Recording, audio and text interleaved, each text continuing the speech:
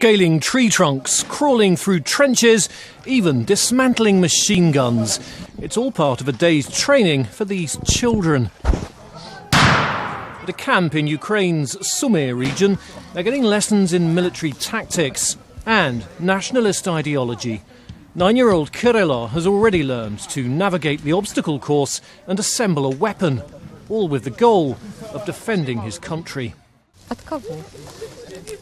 От врагов. Яких?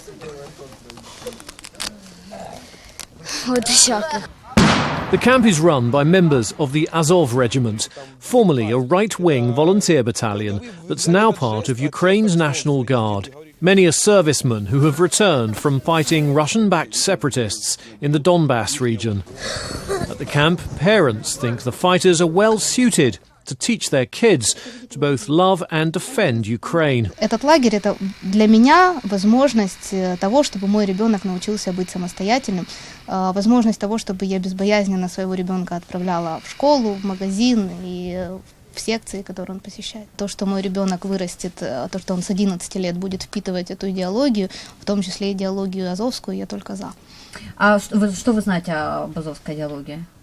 В основном вот в лагере дается им 10 ознак українського націоналіста. The Azow regiment supports a far-right nationalist ideology. Their insignia echoes Nazi symbols of the past, and some members profess extremist views. But leaders have denied that the regiment is a neo-Nazi organisation. With the children, the trainers say they're correcting misconceptions about their own country. Я увидел рисуночек детский. Он нарисовал то, что сейчас происходит. Это война на Востоке, и два танка двигались навстречу друг другу, и на одном из танков, я так понимаю, что он его изобразил как свой, на этом танке было два символа. Это красная звезда и желто-синий флажок.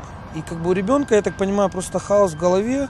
То есть, может быть, где-то в садике или в школе говорят одно, а родители говорят другое. Мы хотели навести порядок, то есть и разложить по полочкам в голове у детей, что у них есть своя история, своя страна, свои символы.